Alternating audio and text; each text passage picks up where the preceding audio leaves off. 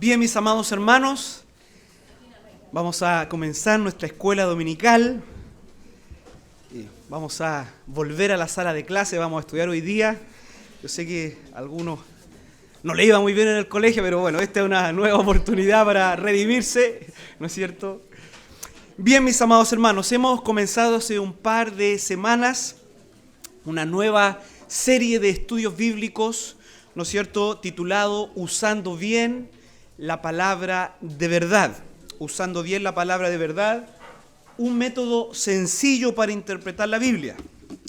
Tal vez no es tan sencillo, ¿ya? Pero en la práctica, en la medida que lo vamos dominando, de verdad, mi amado hermano, que si usted le pone ahí el empeño, el esfuerzo, la concentración, la seriedad, estoy seguro que le va a beneficiar mucho en su estudio personal de la palabra del Señor. Así que yo quiero animarle, mi amado hermano. Yo sé que de pronto, y todos, ¿no es cierto?, yo lo digo por mí también, nosotros estamos muy acostumbrados a venir y sentarnos y escuchar, ¿no es cierto?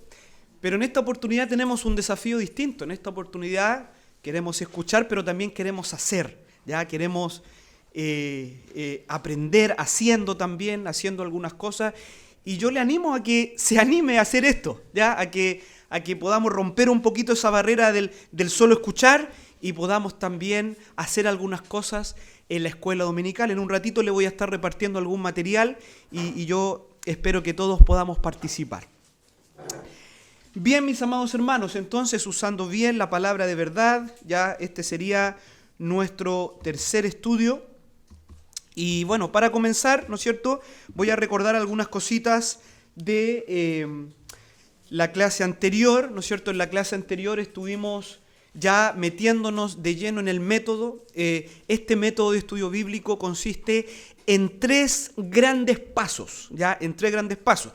Cada uno de los pasos tiene varios pasos, cada uno, pero para recordar tenemos tres grandes pasos, ¿no es cierto?, que como veíamos, la clase anterior sería la parte 1 o el paso 1, la investigación. Ahí estamos trabajando, todavía tenemos algunos estudios más. Tenemos la parte 2 o el paso 2 de interpretación y la parte 3 o el paso 3 de implementación. Esos son los tres grandes pasos de este método de estudio bíblico: investigación, interpretación e implementación. ¿Qué queremos hacer en la investigación? Queremos comprender el significado que quiso dar el autor cuando escribió ese texto. Ese es nuestro trabajo en la parte número 1. En la parte de investigación queremos extraer, queremos conocer qué quiso decir el autor en su contexto original. ¿Ya? En su contexto original. ¿Qué quiso decir el autor? Esto es sumamente importante porque nosotros creemos que la Biblia ha sido inspirada por Dios, por lo tanto, más allá qué quiso decir el autor, queremos decir, bueno, qué quiso decir el Espíritu Santo de Dios en ese contexto, a esa audiencia original, en esas circunstancias históricas originales. Entonces, en la primera parte queremos comprender el significado original del texto. ¿Qué quiere decir ese texto en su contexto original? Recuerde, cada texto tiene un solo significado. Y eso es lo que queremos descubrir en esta primera parte. Podemos tener variadas aplicaciones, pero un solo significado. Ningún texto de la Biblia tiene dos significados distintos. ¿Ya? Cada texto bíblico tiene un solo significado y eso es lo que queremos extraer en esta primera parte de investigación. Luego, en la segunda parte, en la interpretación, queremos discernir las doctrinas bíblicas cristianas que hay ahí en el pasaje. ¿No es cierto? ¿Qué dice ese pasaje acerca de Dios, del pecado, de la salvación, del crecimiento cristiano? Queremos extraer la doctrina, las verdades universales de Dios. Si en el primer paso queríamos conocer lo que se dijo en su contexto, en la situación histórica en que se escribió, en el segundo paso queremos extraer las verdades universales que van para todo hombre en todo tiempo.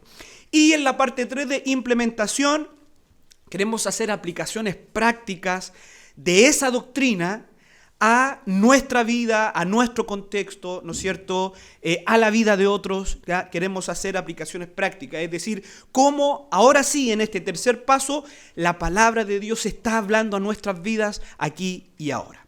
¿Ya? Entonces, esos serían los 3 grandes pasos. Recuerden, estamos todavía, y hoy día vamos a continuar, en la parte 1, investigación, ¿no es cierto? Queremos conocer el significado del texto en su circunstancia original. ¿Qué quiso decir el autor cuando escribió lo que escribió? Bien, la semana pasada, y otra vez no me funciona esto, ahí sí. Ahí está. La semana pasada nuestro hermano Álvaro, ¿no es cierto?, nos estuvo compartiendo de el primer paso de este gran primer paso, de esta primera parte, que es, ¿no es cierto?, el paso número 1 de la investigación, descubrir el contexto, ¿ya? Descubrir el contexto.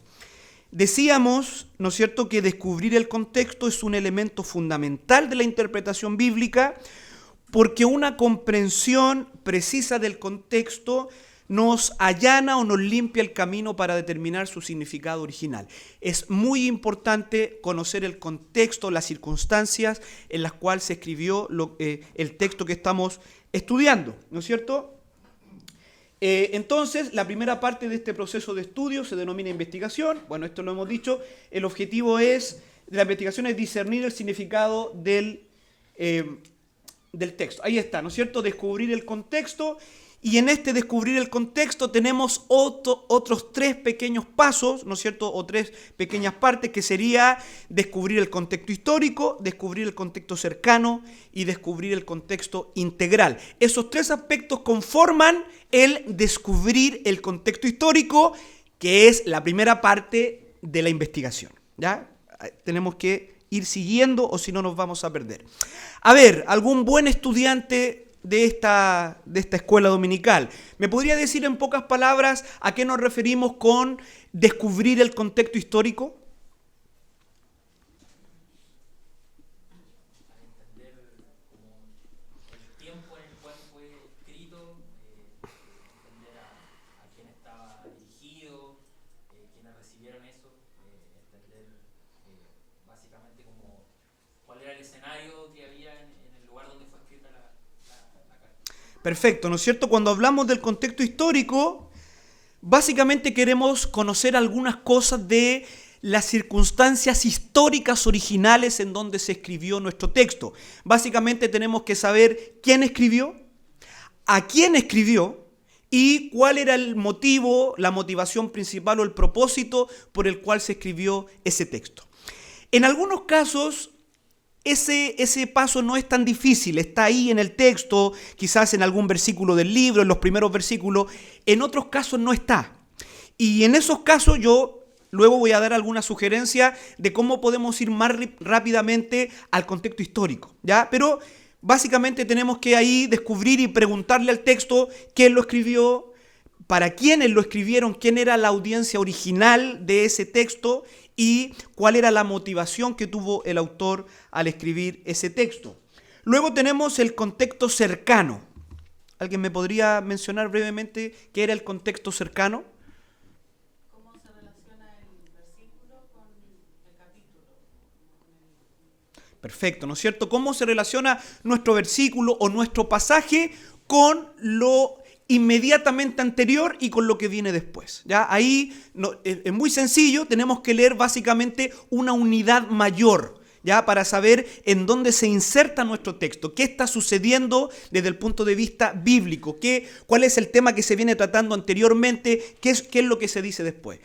Esto, hermanos, veíamos la semana pasada que es tremendamente relevante, ¿ya? Porque esto tiene que ver con el contexto literario de nuestro pasaje, dónde está inserto y cómo se relaciona con el capítulo o incluso con el libro en sí. Eso nos va a dar mucha información acerca del significado, al menos nos va a ir acotando el tema, ¿no es cierto? Por ejemplo, yo daba un ejemplo la semana pasada de este texto que probablemente uno de los más sacados fuera de contexto de toda la Biblia, ¿no es cierto? Todo lo puedo en Cristo que me fortalece. ¿Ya? Es un texto muy sacado de contexto, lo citan hermanos, por ejemplo, en el gimnasio cuando no pueden hacer alguna, ¿no es cierto? Todo lo puedo en Cristo que me fortalece, ¿no es cierto? Y en distintas... No, hermano, ese texto tiene un contexto específico, ¿ya? Si bien es cierto, podemos aplicativamente sacar algunas aplicaciones generales, pero en su contexto eso significa algo bien específico. Pablo está diciendo... Puedo seguir adelante, puedo seguir adelante en medio de cualquier situación económica. Sé vivir en la escasez, sé vivir en la abundancia. Todo lo puedo en Cristo que me fortalece, ¿ya? Entonces, ahí el contexto cercano nos va a dar información acerca de qué está diciendo ese texto, ¿ya? Porque eso nos limita la temática y podemos saber, ya, esto está hablando de esto. Entonces, importante el contexto cercano. Y luego teníamos el contexto integral, ¿no es cierto? En donde básicamente aquí nos queremos ubicar en la historia de la redención. Nuestro texto, ¿dónde está inserto considerando la historia de la redención? Considerando la gran historia bíblica, ¿no es cierto? ¿Cómo se vincula el pasaje con la historia general de la obra redentora de Dios en la humanidad? ¿Ya? Eso es lo que tenemos que hacer. En esta parte, mi amado hermano, todavía no vamos a profundizar mucho en este aspecto, porque luego cuando veamos la interpretación, allí vamos a profundizar más para hacer conexiones con el Evangelio. Pero aquí es bueno que nos ubiquemos, ¿ya? Que nos ubiquemos en la gran historia de la redención, ¿no es cierto? Y en los grandes temas de la Biblia, para tener una idea de qué está hablando nuestro texto. Y aquí habían algunas preguntas que nosotros podemos hacerle al texto. El texto no va a responder todas las preguntas, pero sí probablemente algunas, ¿ya? O tal vez dos, o tal vez todas, ¿ya? Por ejemplo, el pasaje hace hincapié en alguna perfección de Dios, en algún atributo de Dios. El pasaje comunica la condición pecaminosa del hombre, o el pasaje revela la persona y la obra de Jesucristo, ¿ya? Entonces, ahí tenemos que ver nuestro pasaje, dónde lo ubicamos en relación con la obra redentora o con los grandes temas de la Biblia. Ese sería el contexto integral. Todo esto lo vimos la semana anterior. Bien, vamos entonces a lo que vamos a ver hoy día. Bueno, seguimos en la parte 1, seguimos en la investigación, y antes de pasar al segundo paso de la investigación, yo quiero dar dos breves temas que tienen mucho que ver con el estudio bíblico. En primer lugar, una recomendación: la utilidad de una Biblia de estudio. Bueno, primeramente, mis hermanos, nosotros creemos que las Escrituras son veraces y suficientes, y en estricto rigor no necesitamos otras ayudas, ¿no es cierto?, para conocer y obedecer a Dios. Sin embargo, es conveniente hacer uso, sobre todo hoy día en nuestros tiempos, de algunos recursos muy confiables que nosotros tenemos a disposición y con los cuales Dios ha bendecido a su pueblo. Los creyentes hoy día han sido beneficiados con muchos materiales de una solidez teológica que fueron elaborados por cristianos fieles a lo largo de los siglos. Permítame recomendarle, ¿no es cierto?, si puede conseguir una Biblia de estudio. ¿Ya? Yo sé que varios de ustedes tienen una Biblia de estudio, pero si usted en algún momento puede hacer esa inversión, le recomiendo, para efectos de un estudiante de la Biblia, tener una Biblia de estudio. Básicamente por tres cosas. En primer lugar, una Biblia de estudio le brinda información valiosa sobre el contexto histórico del pasaje que está estudiando, ¿ya? En ese caso, hermano, como nosotros queremos extraer lo mejor del texto bíblico, la Biblia de estudio nos provee de buena información, ¿no es cierto?, en cuanto, por ejemplo, a los contextos históricos, que eso sería si nosotros, por nosotros mismos, quisiéramos investigar todo acerca del contexto histórico, eso nos llevaría mucho tiempo.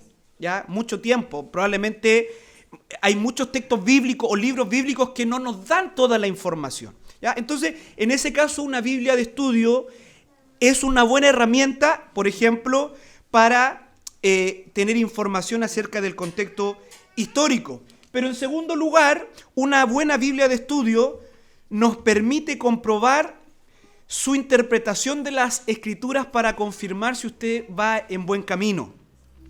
después de estudiar el texto y llegar a conclusiones sobre la intención del autor y de las doctrinas expuestas, puede consultar el comentario de su Biblia de estudio para determinar si ha cometido algún error. ¿Ya? Esta Biblia de estudio, me refiero a una Biblia confiable, de algún autor confiable, de un autor, ¿no es cierto?, que sea de la línea que usted también profesa, que creemos que es la correcta interpretación de la doctrina. Entonces, una Biblia de estudio, los comentarios de buenos hermanos, de hombres que estudian la palabra de Dios por muchos años, nos puede ayudar, ¿no es cierto?, para saber cómo vamos, ¿ya?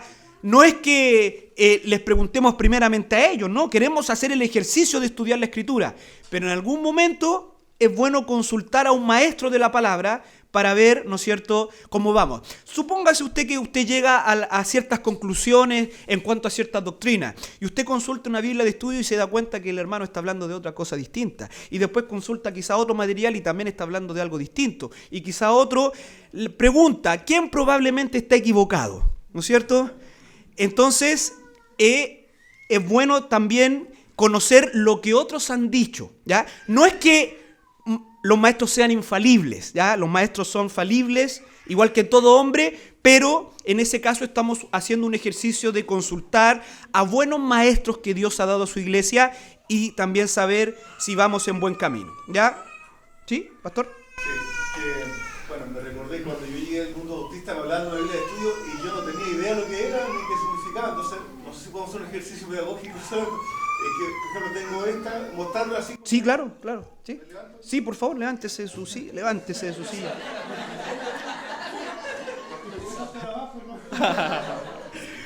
Esta, por ejemplo, es la Biblia de Estudio de la Reforma, y una Biblia de Estudio, hermano, por si alguno quizás no lo conozca, no incorpora textos a la Escritura, sino que, por ejemplo, abajo, aparte de la concordancia que trae la Reina Valera o otra, trae, por ejemplo, sobre un versículo alguna explicación pequeña, breve, de alguna palabra específica, y al inicio de los libros trae lo que el pastor está enseñando, por ejemplo,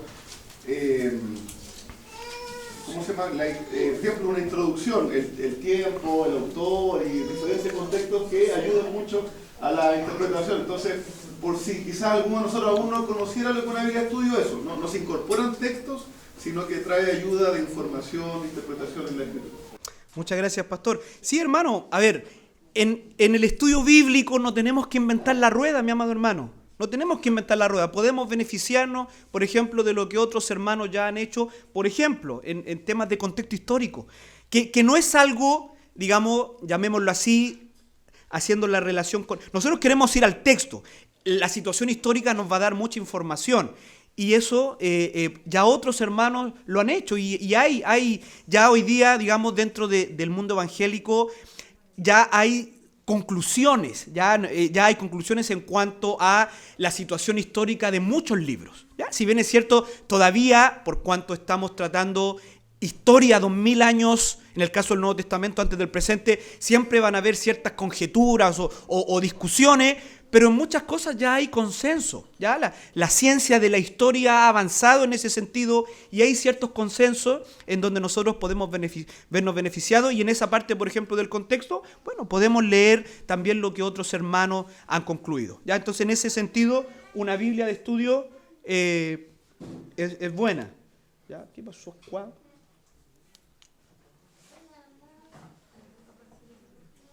¿Ya?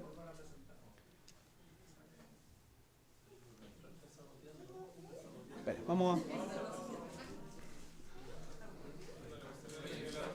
a... ¿Se acuerdan cuando se decía que el enemigo no quiere que estudiemos la Biblia?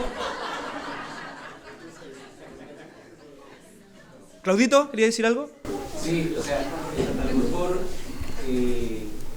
quisiera especificar que también hay Biblias de estudio, que como la que mostraba el pastor, ¿cierto?, que es la Biblia de estudio de la Reforma, ¿cierto? Hay otra que se llama Tradición Reformada, que son acorde a nuestra doctrina. Correcto. Entonces, yo aconsejaría a los hermanos, por ejemplo, que tienen una Biblia Scofield, que es de otra línea de pensamiento, pero que también es una Biblia de estudio, que tuviera un poquito más de cuidado, porque lamentablemente la hermenéutica de Scofield permea toda su explicación dentro digamos, de su explicación. Para que quede claro que la Biblia de Scofield no es una Biblia que nosotros, digamos, dentro de nuestra línea teológica que aceptemos, digamos, no es que el hermano Scofield no sea osado ni nada, sino que tiene otra línea que no es nuestra línea de pensamiento. Gracias, Claudito. Sí, un buen aporte, ¿no es cierto? En cuanto a Biblia de estudio, evidentemente, esos comentarios de los hermanos tienen una línea doctrinal, ya eso no podemos desconocerlos, ya no podemos desconocer que cada Biblia de estudio tiene un autor o un editor y ese hermano o ese grupo de hermanos tienen una línea doctrinal. Obviamente nosotros recomendamos para la iglesia, para los hermanos, la línea doctrinal de nuestra congregación, ¿no es cierto? Una línea bautista, confesional, reformada. Ya en ese sentido, por ejemplo, la Biblia que mostraba nuestro pastor, digamos, editada por el hermano Sproul, ya es una Biblia que en la gran mayoría de las cosas vamos a estar de acuerdo. Podría decir también, ¿no es cierto?, quizás con algunos temas que varios saben que a lo mejor no estamos de acuerdo, por ejemplo, la Biblia de estudio del pastor MacArthur, ¿ya? Personalmente es una Biblia que me beneficio mucho de ella, ¿ya? Obviamente teniendo en los cuidados donde uno sabe que hoy día tenemos diferencias, ¿no es cierto? Pero en muchos aspectos, en muchos comentarios, es una tremenda bendición. Entonces, también hay sabiduría también en cuanto al material y a la Biblia de estudio, ¿ya? Y por último, una Biblia de estudio es de gran utilidad cuando nos encontramos con un texto difícil, ¿ya? Si bien es cierto, la mayoría de la escritura, la palabra de Dios, no es difícil de entender, ¿no es cierto? Pero evidentemente hay textos que pudiesen ser un poco más complejos. Y en ese sentido, una Biblia de estudio puede darle claridad y ayudarle a progresar en su investigación de esos pasajes más o menos complicados o espinosos, ¿ya? Para que usted no quede ahí trancado en su estudio que no puede llegar al significado. Bueno, en ese caso consultar un comentario, una Biblia de estudio también puede ser beneficioso. Bien, avanzamos entonces. El segundo pequeño tema que quiero hacer antes de ir al paso de hoy, ¿no es cierto?, tiene que ver con un fundamento. Uno de los fundamentos de este método de estudio, y lo que voy a decir a continuación se relaciona directamente con lo que vamos a estudiar hoy día, directamente, que tiene que ver con una visión correcta de las Escrituras. 2 Timoteo 3, 16 y 17, ¿no es cierto?, un texto muy conocido, nos dice: toda la Escritura, y ojo con eso, toda la Escritura es inspirada por Dios y útil para enseñar, para redarguir, para corregir, para instruir en justicia, a fin de que el hombre de Dios sea perfecto, enteramente preparado para toda buena obra. Estos versículos, así como el testimonio concordante de la Escritura, hay otros pasajes como este también en el Nuevo Testamento, atestiguan que las palabras de la Biblia no son el fruto de la voluntad humana o el impulso de la inteligencia del ser humano, más bien Dios eligió a los autores e inspiró sobrenaturalmente la Escritura. La Biblia no es simplemente un libro de hombres religiosos que escribieron acerca de Dios, sino que la Biblia es el libro en donde Dios se ha revelado a sí mismo, donde Dios se ha revelado. Él inspiró las Escrituras. Estos escritos, por la providencia de Dios, han sido preservados para nosotros hasta nuestros días. Entonces, mis hermanos, atención con esto. No creemos que solamente el mensaje de la Biblia es inspirado. Tampoco solo que las grandes ideas o los grandes principios fueron inspirados. Tampoco creemos, como algunos evangélicos creen, ¿no es cierto? Ponemos unas comillas allí. Tampoco creemos que solo cuando la Biblia habla de religión es inspirada, pero cuando habla, por ejemplo, de historia o de ciencia, no, allí la Biblia contiene errores. No, nosotros no creemos eso. Nosotros creemos que toda la Escritura, como dice 2 Timoteo, y todas sus partes, y escuche esto, hasta las mismas palabras del original son inspiradas por Dios. Sostenemos que Dios escogió las palabras, la gramática y aún la puntuación. A esta convicción se le denomina, ¿no es cierto?, para que usted conozca este concepto, a esta convicción se le denomina la inspiración verbal y plenaria de las Escrituras. ¿No es cierto? La inspiración verbal y plenaria de las Escrituras. Eso es lo que nosotros creemos, eso es lo que la confesión bautista también enseña. Creemos en la inspiración verbal y plenaria. Cada palabra en el original fue inspirada. Y plenaria, todo lo que la Biblia dice, de todos los temas que habla, ha sido inspirado por Dios. Mire lo que dice, y por favor búsquelo en su Biblia, Mateo 5:18. Mateo 5:18.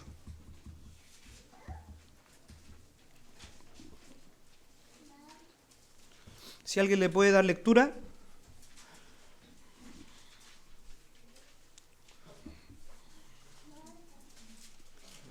Amén.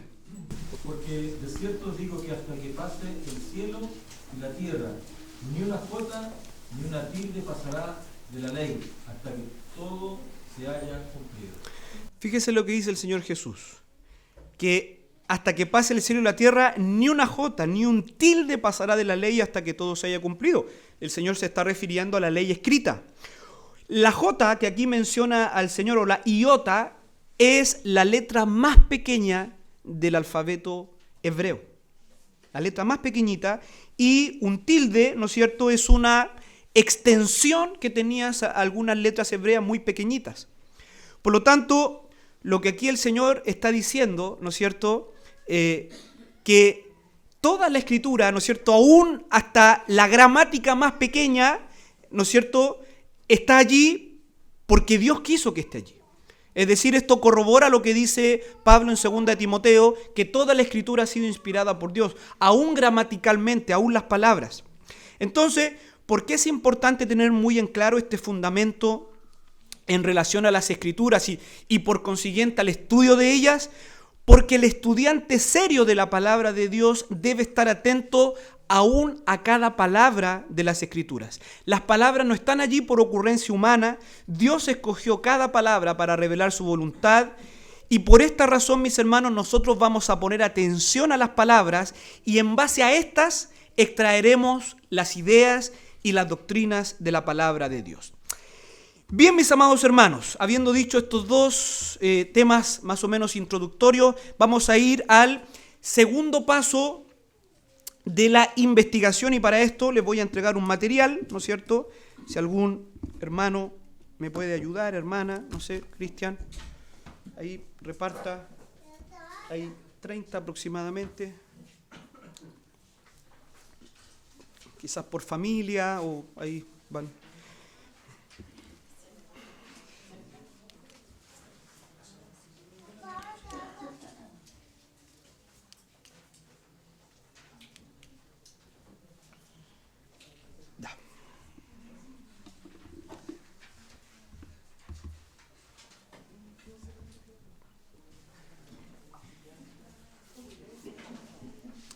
Bien, mis hermanos, ¿cómo se llamaba el primer paso de la investigación? ¿El primer paso cómo se llamaba de la investigación? ¿Ya?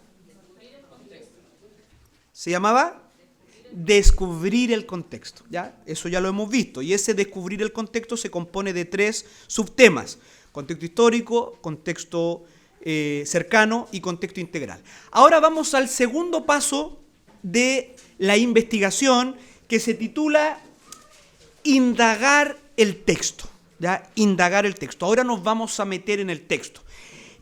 Cuando estudiamos el contexto, quisimos saber, llamémosle así, lo que rodeaba nuestro texto, ¿ya? Lo que rodeaba nuestro texto. Circunstancias históricas, contexto literario en base a una unidad mayor, dónde lo ubicamos en los grandes temas de la Biblia, pero ahora nos vamos a meter de cabeza en el texto, vamos a indagar en el texto. Recuerde, ¿cuál es el propósito de la investigación? ¿Qué queremos saber?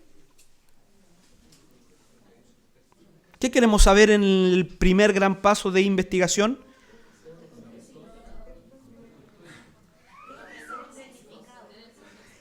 Queremos conocer el significado del texto. ¿Qué quiso decir ese texto en su contexto original? Bien, entonces es hora de empezar a indagar el texto. Ahora vamos a leer cuidadosamente las palabras del pasaje que estamos estudiando. En otras palabras, y por favor no se asusten lo que voy a decir, sé que les va a recordar a algunos el colegio, y los que no tenían buenas notas en castellano van a tener malos recuerdos, pero no se asuste, por favor.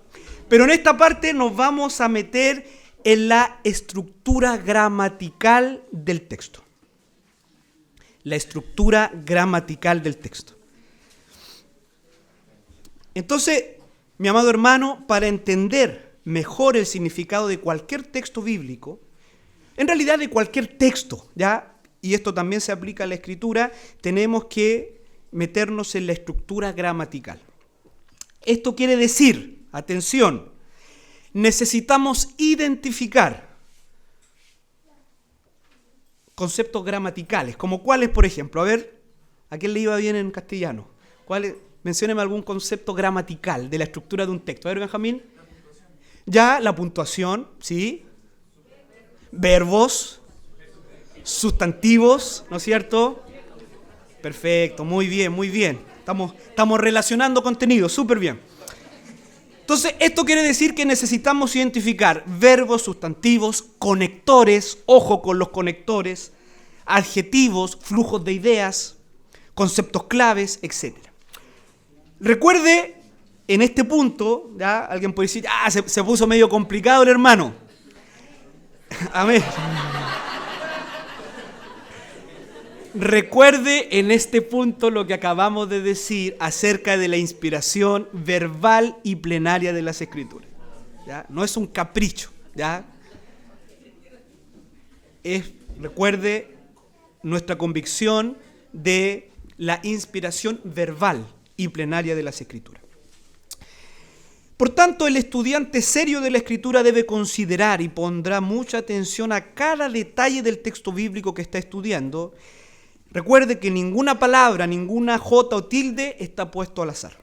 Bien, vamos entonces con los pasos. El primer paso de este segundo paso, llamado indagar el texto, es lea el texto. ¿Ya? Súper sencillo, ¿no es cierto? Lea el texto. Lea su texto varias veces. Usted increíblemente se va a dar cuenta que muchas veces cuando no entiende algo es porque probablemente lo leyó una vez. Lea el texto varias veces, una y otra vez, ¿no es cierto? Para comprender bien un texto de las Escrituras hay que leerlo con calma, detenidamente y reiteradamente.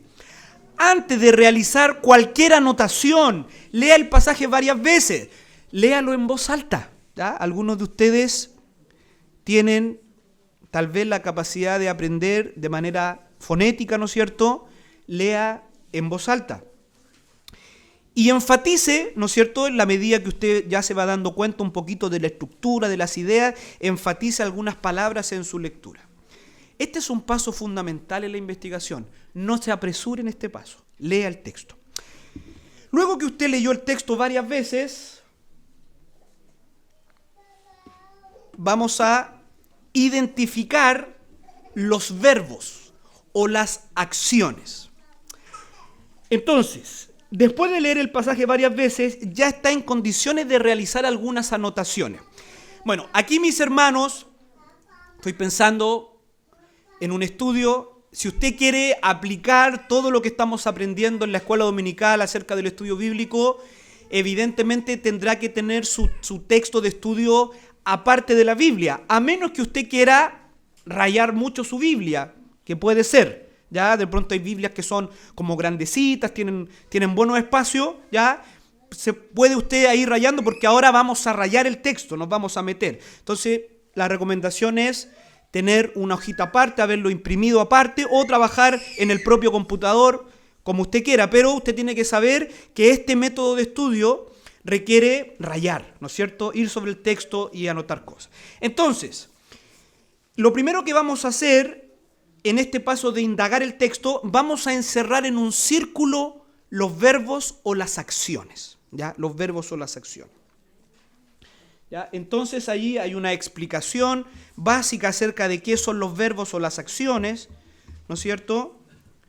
Como dice allá, los verbos indican una acción que se está llevando a cabo en su texto. ¿Ya? Correr, hablar, escribir son verbos. son verbos, ¿ya? No nos vamos a... Si aquí hay algún hermano más experto en gramática, estamos en lo esencial, ¿ya? Yo sé que hay distintos tipos de verbos, por ejemplo, pero vamos a hablar de verbos, ya no vamos a complicar tanto las cosas, ¿ya? Entonces, verbos, acciones, ¿no es cierto?, que se vayan dando. Entonces, lo primero que va a hacer usted va a encerrar en un circulito todas las acciones que se estén llevando a cabo en su texto. Todavía no haga nada, ya vamos a practicar. Luego determine si hay alguna palabra que describa o modifique esas acciones.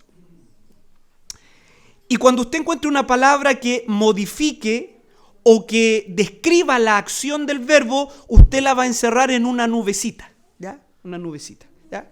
Aquí yo sé que hay hermanas especialmente que son muy prolijas para hacer todas estas cosas, ¿ya? Este método les va a gustar, ¿ya?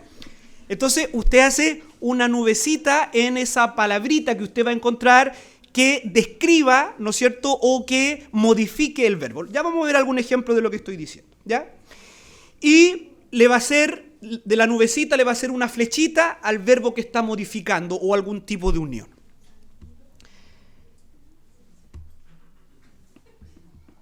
Bien, vamos a practicar. Ya ahí en su hojita, ¿no es cierto?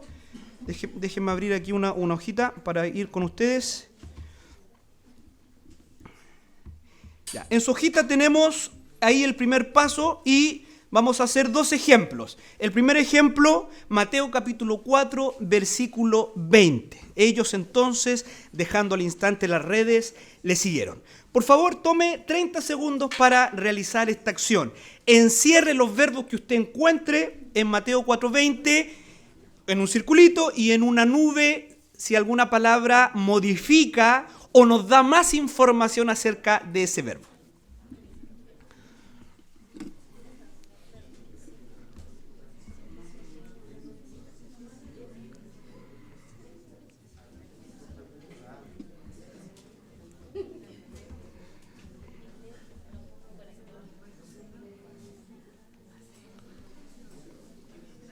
¿Listo? Ya. Cuéntenme, ¿cuántos verbos se encontraron? Dos. ¿Cuáles son? ¿No es cierto? Dejando y siguieron. Efectivamente, muy bien. Estas dos palabras comunican acciones en el evento que estamos leyendo. En este caso, ¿no es cierto?, la reacción de los discípulos ante el llamado de Jesús. ¿Encontró alguna palabrita que modifique o nos dé más información acerca de un verbo? Al instante. Muy bien. No, estos estudiantes están súper bien, súper bien. Maravilloso. Al instante, ¿no es cierto? Al instante es, entonces al instante enciérralo en una nubecita, ¿no es cierto? Y relaciónelo con el verbo que está modificando o que nos está dando más información. Entonces, cuando haya terminado, sus anotaciones deberán incluir dos palabras encerradas en un círculo y una frase al instante rodeada de una nube, ¿no es cierto? Y dos líneas que los conectan con los verbos, ¿ya? Ese es el primer ejercicio. Bien, vamos a poner un poquito más de dificultad, ¿ya? No es tan fácil las cosas en la vida, pues, ¿ya? Vamos a Josué capítulo 2, ¿ya? Josué capítulo 2. Josué capítulo 2, versículo 5. Está ahí también en la hojita, ¿no es cierto? El ejemplo 2, Josué 2. Haga por favor el mismo ejercicio en Josué 2, 5. No se preocupe si de repente se nos queda algún verbo, no estamos seguros. Comencemos por los verbos que son más claros, ¿ya? Por los más claros, ¿no es cierto? De pronto hay algunas palabras que uno no sabe si eso no es un verbo. Usted a lo más explícito, a lo más claro, no importa si se le queda, digamos, algo ahí.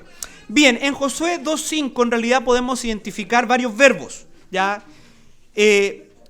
Los voy a mencionar. Iba, cerrar, salieron, se han ido, ya eso también representa una acción, seguidlos y alcanzaréis. ¿No es cierto? Todas esas palabritas en el texto representan algún tipo de acción. ¿Encontró alguna palabrita que modifica algún verbo? ¿Ya oscuro? ¿Sí? Sí, ¿no es cierto? La palabrita que modifica ahí, seguidlos a prisa, ¿ya? A prisa, porque ahí está modificando el verbo seguidlo, nos está diciendo de qué manera los siguen, a prisa, ¿no es cierto? Entonces ahí vemos ese ejemplo. Bien, eso es, mis hermanos, ya ese es el segundo paso de la indagación, identificar verbos e identificar como palabritas o frases que nos dan más información acerca de eso. Cristian. Sí, una pregunta, que el identificar muchos verbos no hace que uno pierda la idea del texto. Yo creo que... Por ejemplo, podría dar importancia, no, es que se va a cerrar la puerta, entonces hay que poner atención en eso y en verdad No, como describir el entorno. es que lo que tú estás haciendo, estás tomando, digamos, estás viendo todavía todo el texto en su conjunto. Pasa que esto es un paso que se tiene que conectar luego con otros pasos más, ¿ya? En este paso, sencillamente, identifiquemos los verbos. Todavía no estamos en camino a, ¿ya? Todavía aquí no nos quedemos con el significado, ¿ya? Estamos en camino, esto es parte del proceso. Jürgen. Sí, una acotación también. Por ejemplo, algo que me gustaba mucho a mí era identificar los verbos, por ejemplo, en la Reina Valera. Entonces creo que también a los que les cuesta o nos cuesta más un poquito esta traducción, la nueva versión de la América puede ayudar mucho a identificar mayor y comprender mejor también el flujo de la lectura.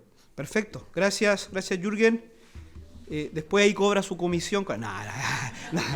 No, está bien. Digamos, efectivamente, bueno, en algún momento con Pastor Daniel vamos a hacer algo con ese respecto en cuanto a la Biblia, a utilizar alguna recomendación, alguna sugerencia, pero creo que está muy bien también. La Biblia de las Américas es una buena Biblia, es una muy buena traducción, ¿no es cierto?, que nos puede ayudar más también en esto. Los que somos Reina Valera lovers, seguimos con... Mano Claudio.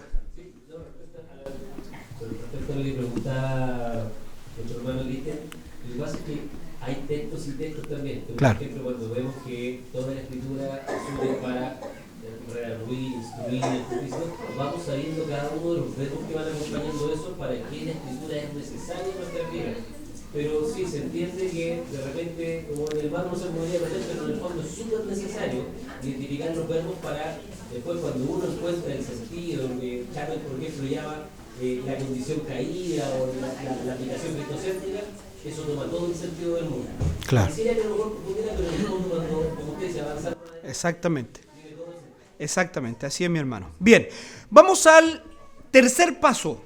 Tercer paso, entonces, se fijan, sencillo, verbo, circulito. Es bueno que usted se acostumbre a marcar con alguna señal que usted, aquí yo le propongo un círculo, usted puede ponerle otro, ¿ya? Un circulito los verbos y una nube, la palabrita que modifica algún verbo. Vamos ahora, bueno, eso lo vimos, ¿no es cierto?, los ejemplos. Vamos ahora con el tercer paso. Encierre en un recuadro los sustantivos.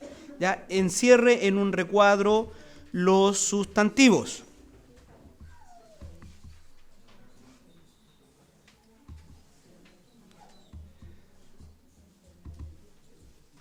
Un segundito acá. Ya. Bueno. ¿Qué son los sustantivos? ¿No es cierto? Un sustantivo es una categoría gramatical o clase de palabra que se utiliza para nombrar un objeto, un sujeto, ¿no es cierto?, un lugar o algún concepto o idea clave, ¿ya? Eso es un sustantivo. Por ejemplo, Juan, auto, casa, Buenos Aires son sustantivos, ¿ya? Entonces, el siguiente paso en nuestra indagación del texto consiste en identificar personas, lugares, cosas o conceptos claves en nuestro texto.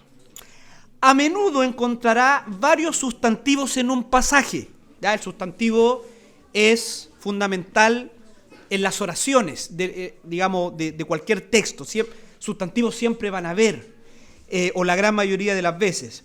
Entonces, aquí yo le pido, concéntrese en los más importantes, ya en los sustantivos que usted, como usted ya ha leído el texto varias veces, Recuerde eso, como el texto ya usted lo tiene en mente, bueno, si le aparecen con muchos sustantivos, ¿no es cierto?, usted ponga en un cuadrito lo que usted considera los más importantes. ¿Ya? Eso también va a depender mucho de la extensión del texto que usted está estudiando. Si es un solo versículo, bueno, márquelos todos. Ya si es un párrafo, ahí usted vaya marcando lo más importante.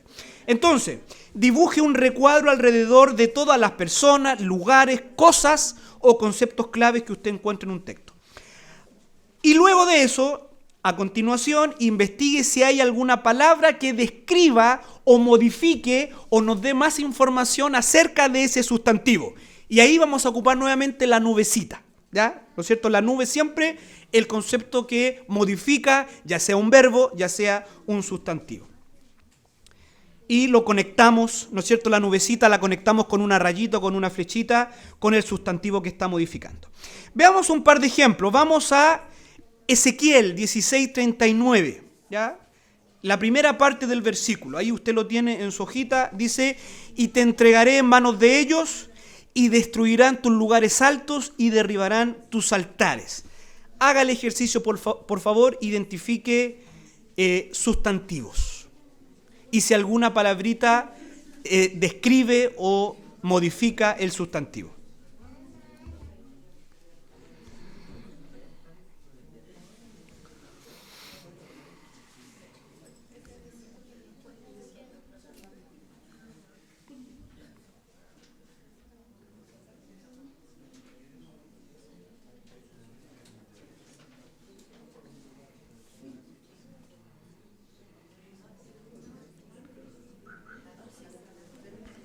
Si ya hizo los sustantivos, ahora apliquemos el paso anterior. Marque los verbos.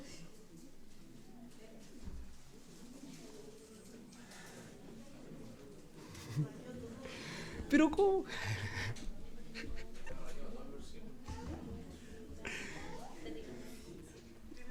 Prolijidad, por favor, ahí. Prolijidad. Ya, a ver, vamos a los sustantivos.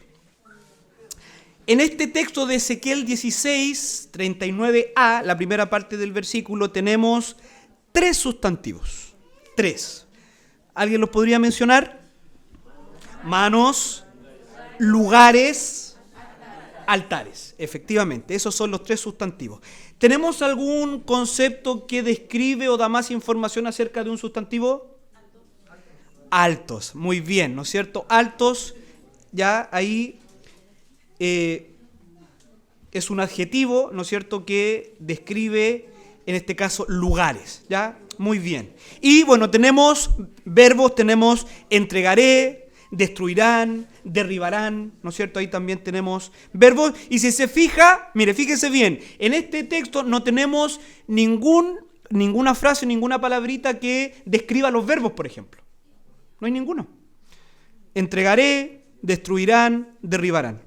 No hay nada que lo describa, entonces en ese caso no está esa información, solamente aparecen los verbos.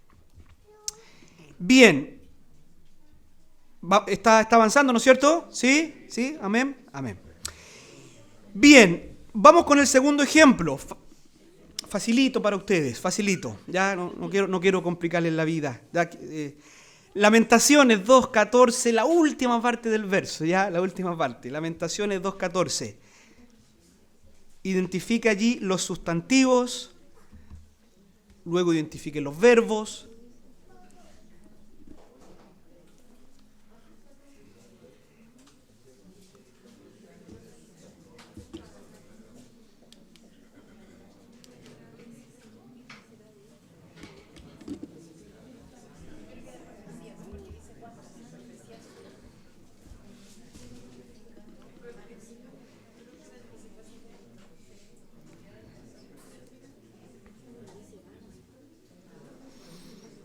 Perfecto. ¿Qué sustantivos tenemos allí? Profecías y extravíos. ¿Ya? Esos serían los 2 sustantivos. ¿Tenemos alguna palabrita que describa el sustantivo? Vanas, ¿no es cierto? ¿Tenemos algún verbo? Predicaron. Muy bien, excelente. Perfecto, vamos, pero maravillosamente bien. Avancemos con el paso 4. Mire, ya vamos en el paso 4 de la indagación del texto. ¿Ya?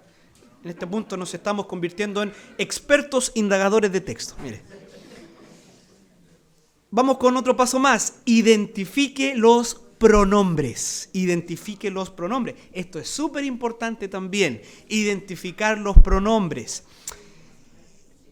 ¿No es cierto? Como dice allá, un pronombre ocupa el lugar de un sustantivo. Hermana Noemí. Parece que hay un error de la diapositiva al material porque nosotros tenemos que ver el paso 3, identifique los pronombres. Sí, pasa que en la hojita no incluí lea el texto. Entonces por eso empecé para acá el 2 para ustedes es 1. ¿Ya? Porque no incluí, lea el texto, no aparece en su material. ¿Ya? Lea el texto es el primer paso. ¿Ya? Y después, ¿ya? Entonces, identifique pronombres. A menudo encontrará pronombres en las escrituras. Un pronombre ocupa el lugar de un sustantivo.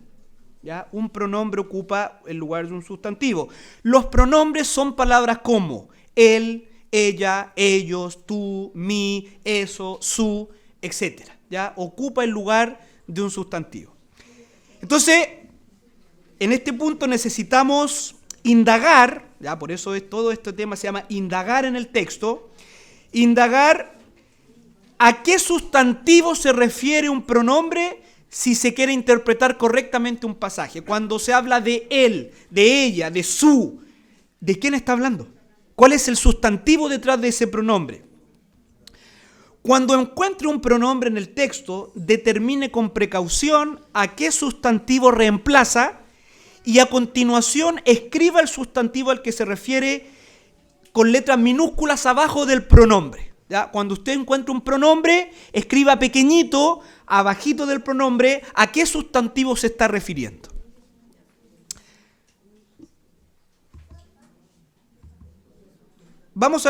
Hagamos el ejemplo del Salmo 1.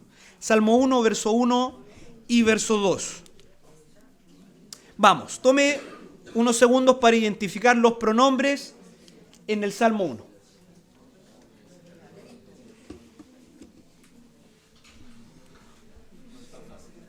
Ese no está fácil, efectivamente. Oh.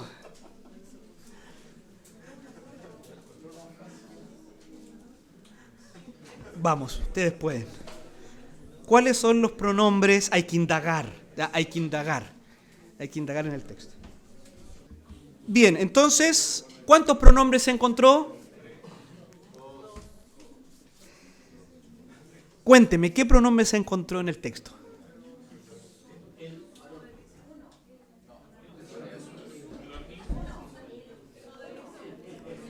El él indica el sustantivo. Entonces el artículo está, ¿me entiende? No reemplaza. ¿Ya? Los pronombres cuando reemplazan el sustantivo. Entonces, bienaventurado el varón, digamos, sería un artículo, porque el varón lo está diciendo explícito. Efectivamente, los dos pronombres que aparecen en este texto son su, sino que en la ley de Jehová está su delicia. ¿De quién? ¿Quién es ese su? El varón. Entonces ahí abajito, ¿no es cierto? El varón. Se pone ahí. Está hablando del varón. Y en su ley, ¿a quién se está refiriendo? A Dios. Entonces, abajito ese su, Dios. ¿Ya? Eso es. Eso es. Solo por aprovechar, cuando hace referencia a ni estuvo en camino de ese ni, ¿no hace referencia también a el varón? No, creo que no. Creo que, digamos, en términos de pronombre, sería como, no, como que no cumpliría. En ese caso serían los dos su que aparecen ahí. ¿Ya? Porque ahí está reemplazando, ahí podría decir, sino que en la ley de Jehová está la delicia del varón, ¿no es cierto? Está la delicia del varón. Digamos, en términos de escritura, su resume eso, pero hay que identificarlo. Y podría decir, y en la ley de Dios está, pero en su ley. Entonces, Dios es el sustantivo ahí, ¿ya? Bien. ¿Sí? Claro. Creo que, bueno, es importante, yo lo aprendí también después estudiando la palabra, digamos, la idea de que las palabras en sí hay que ponerse la mente que cumplen funciones en el texto. Correcto. Entonces, el mismo que puede ser artículo, en otro pronombre, en otro... Exactamente. Entonces, el tema de la funcionalidad cambia mucho como uno después ve las palabras. Exactamente. Gracias, pastor. Manuel Luis, ¿podría compartir un muy buen aporte que usted tiene, por favor? Bueno, sí, lo que pasa, hermano, es que existe un tema que es un poco más complejo y que tiene que ver con los tipos de traducción. Y hay traducciones hay traducciones que son de equivalencia dinámica y de equivalencia formal. Y este método de estudio, si nosotros creemos en una inspiración plenaria y verbal del texto, deberíamos usarlo para una traducción de equivalencia formal, porque eso habla acerca de las palabras inspiradas. ¿Qué es una traducción de equivalencia formal? Que el texto ha sido traducido palabra por palabra y se ha ordenado para que nosotros lo podamos comprender. Una traducción de equivalencia dinámica ha tomado la idea principal y se ha traducido. Ejemplos de este tipo de traducciones dinámicas son traducciones como la NBI, traducciones como la Nueva Traducción Viviente, pero ejemplos de traducciones de traducción de equivalencia formal son la reina de las traducciones, la Reina Valera, y por supuesto también la Nueva Biblia de las Américas. Entiendo que hay otras más, pero a lo mejor sería bueno hacer ese hincapié, porque de pronto podemos estar usando una traducción de equivalencia dinámica y haciendo un análisis tan detallado como el que tenemos en este método, y nos estamos desviando de la inspiración como tal. No sé si logro transmitir el mensaje. Es solamente considerarlo en cuanto a las traducciones. Amén. Gracias, Manuel Luis. Sí, muy buen aporte, ¿no es cierto? Ya, digamos, para aplicar este método necesitamos más bien una Biblia, ¿no es cierto?, de traducción. Usted sabe que nuestras Biblias son traducidas de un idioma original, de equivalencia formal. Es decir, estas traducciones organizan la gramática de tal modo que se traduzcan las palabras también del original, ¿ya? Esto no quiere decir que no podamos revisar o utilizar. Yo sé que hay algunos hermanos que también leen Biblias de equivalencia, digamos, del sentido de la idea, ¿no es cierto? Equivalencia dinámica, y que también tienen su aporte, ¿ya? Tienen su aporte, pero para hacer un estudio como este necesitamos más bien una Biblia de equivalencia formal. Y ahí los dos buenos ejemplos que tenemos, Reina Valera y las Américas, son equivalencia formal. Ya, mis hermanos, estamos casi terminando. Vamos a pasar el segundo ejemplo, y lo último que me queda, el quinto paso de esta indagación del texto sería... Ahí usted haga ese, ¿no es cierto? Haga el segundo ejemplo luego en otro momento. Y seríamos, ponga entre corchetes los conectores del texto. El siguiente paso consiste en identificar conectores claves. No necesita marcar cada conector, ya como usted ya tiene en mente el texto, porque usted ya lo leyó, porque usted lo ha ido indagando, ya marque los conectores claves, especialmente si está trabajando en un párrafo. ¿Ya? Si está en un versículo, bueno, ahí puede marcar todos los conectores, pero si está en una unidad mayor, quizás conectores claves. Entonces, y eso póngalos como entre corchetes, ¿ya? Entre corchetes, como esta señal así, o quizás entre comillas, como usted desea hacerlo. Los conectores son importantes porque explican la relación entre las ideas en un texto.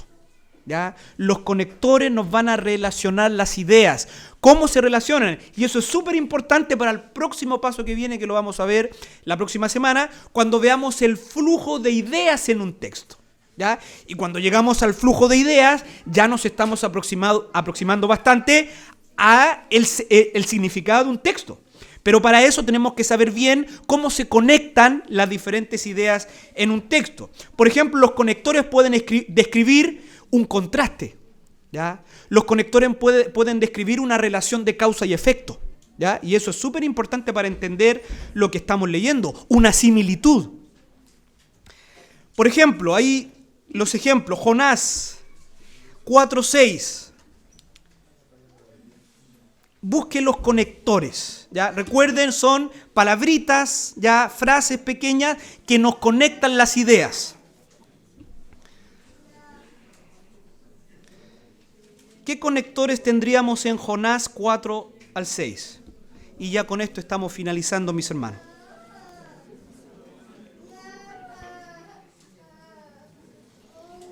A ver, ¿alguien encontró alguno?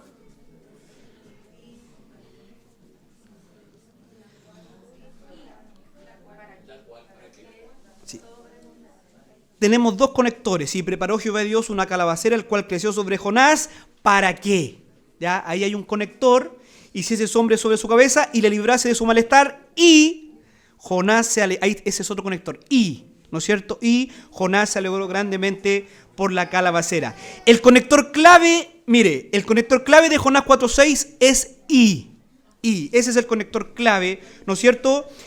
El que figura en la frase y Jonás se alegró grandemente por la calabacera. Este término indica ¿qué relación? ¿Qué relación? Dice, y le hiciese sombra sobre su cabeza y le librase de su malestar. Y Jonás se alegró. ¿Qué relación hay ahí? Causa y efecto. Perfecto. Hay una relación de causa y efecto, ¿no es cierto? La causa fue la planta que dio sombra a Jonás. El efecto fue la alegría de Jonás, ¿ya? Entonces, ahí tenemos un ejemplo. Ahí los conectores, póngalos ahí entre corchetes. Luego tiene otro ejemplo que lo puede hacer ahí. Bueno, hay dos ejemplos más. Está Proverbios 27:11 y Gálatas. Es súper interesante el de Gálatas porque ahí los dos conectores que hay en Gálatas son fundamentales para entender el texto en Gálatas. Bien, mis amados hermanos. A esta altura ya debería tener usted una idea básica de cómo completar todos los pasos de este paso llamado indagar en el texto. Eso es lo que hemos hecho. Hemos indagado en el texto. Ya hemos indagado en el texto. Cuanto más practique estos pasos, ¿no es cierto?, más fáciles les van a resultar. Va a llegar un punto, mi amado hermano, si usted de verdad sigue todo este proceso, va a llegar un punto en donde lo que hemos hecho acá en una hora, usted lo va a hacer en un par de minutos. Ya, en un par de minutos, ya marcando verbos, conectores, sustantivos, encerrar. Es rápido, esto es rápido en un estudio, ya, esto es rápido. Ahora obviamente vamos lento porque lo vamos explicando.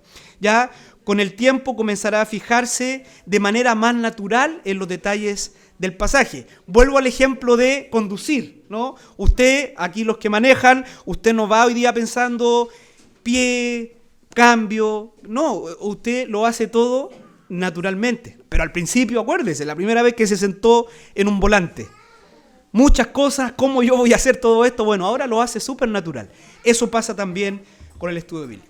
Bien, en la parte de atrás de su hojita hay una tarea. Esa quiero que se la lleve para la casa. Como esto es una escuela dominical, ¿ya? De vez en cuando hay tarea para la casa, ¿ya? Entonces, en ese ejercicio usted va a aplicar todo lo que hemos visto hasta acá. Va a aplicar contexto, ¿ya? Los 3 pequeños pasos del contexto, y va a aplicar también la indagación del texto que hemos visto el día de hoy, ¿no es cierto? Ahí está todo para que usted lo haga, y nuestro pasaje de estudio será Tito 2, 7 y 8. ¿Ya? Ese es nuestro pasaje. Abajito hay un mensajito, ¿no es cierto? Ahí para los que de pronto ven esto como un poco complicado, lea ese mensajito, son palabras de ánimo, ¿no es cierto? Hermanos, el esfuerzo lo requiere, es la palabra del Señor. Y recuerde lo que estamos haciendo, queremos extraer todo lo que la palabra de Dios tiene para nosotros. Ese es un propósito fundamental. Queremos tomar todo lo que Dios tiene que decir. Por eso estamos haciendo este ejercicio, porque queremos extraer lo mejor de la palabra del Señor. Bien, mis hermanos, que el Señor les bendiga. Espero esté animado, ¿no es cierto?, con estos estudios. Y les dejo ahí la tareita para que tome un tiempo en la semana para que la pueda realizar. Permítanme orar para terminar este tiempo. Bendito Padre, te damos tantas gracias, Señor, por este buen tiempo, amado Dios, estudiando tu palabra.